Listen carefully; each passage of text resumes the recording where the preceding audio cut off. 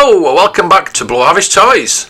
On today's video I'm going to be talking about reissues and reproductions. And I ask the question, is imitation really the sincerest form of flattery? And the reason I ask this, a newcomer to collecting confided in me that they felt somewhat baffled at the number of reissues and reproductions on the collector's market. The reason that it muddied the waters when it came to sniffing out the repro from the real deal, as it were. I do sympathise with this point of view.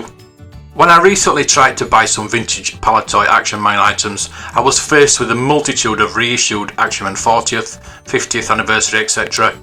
All similarly mixed in with the original stuff. I'm no expert in the particular field, but had to tread very carefully, so as not to make a mistake. Dinky collectors have long been faced with a world of copies, from the crude white metal lumps to the polished efforts of Dan Toys and Atlas editions. Hot Wheels has also got in the act, reissuing their first models of the late 1960s. All, it must be said, wrapped in a lovely retro packaging too. Then of course there is Norev, reissuing some of the classic plastic from the 1960s. Furthermore, Norev has also been busy remastering a Triang spot-on models back catalogue, notably the higher sought after British sports car set, CIJ, Matchbox, Corgi and Kirillu, to name but a few, have all been at it at some point. I saw the reissued Solido sports car and they look fantastic. Now therein lies the rub. All of the above mentioned have by and large matched and in many instances surpassed the quality of the original issues. Production techniques have moved on, so the Atlas reissues of the early French Dinky issues are flawless in comparison. The Action Man 40th editions are of a superb quality and are a fitting tribute to the original items. The packaging again sometimes outguns the originals. Taken purely on aesthetics, it's hard to criticise what's been offered. Then of course there are the costs of the reproductions. Some of the originals in mint and box condition are now out of the reach of many collectors, and lesser grade items often lack the wow factor once in the display cabinet.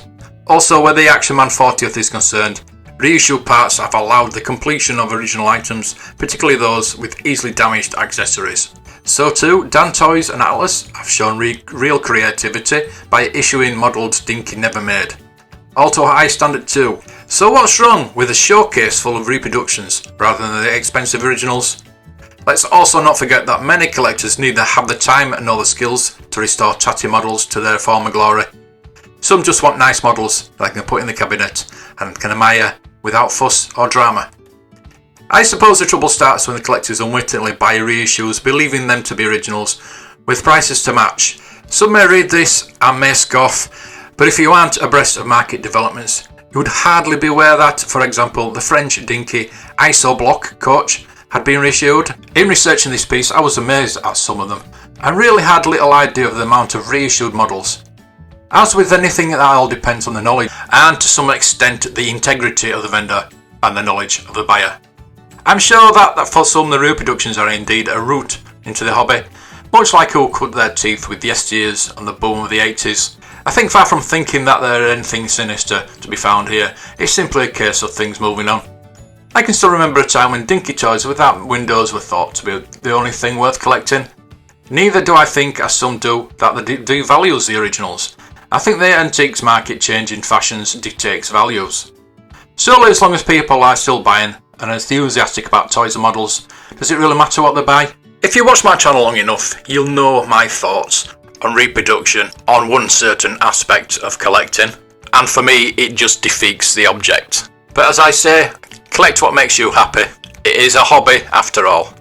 Thank you for watching, and may the toys be with you.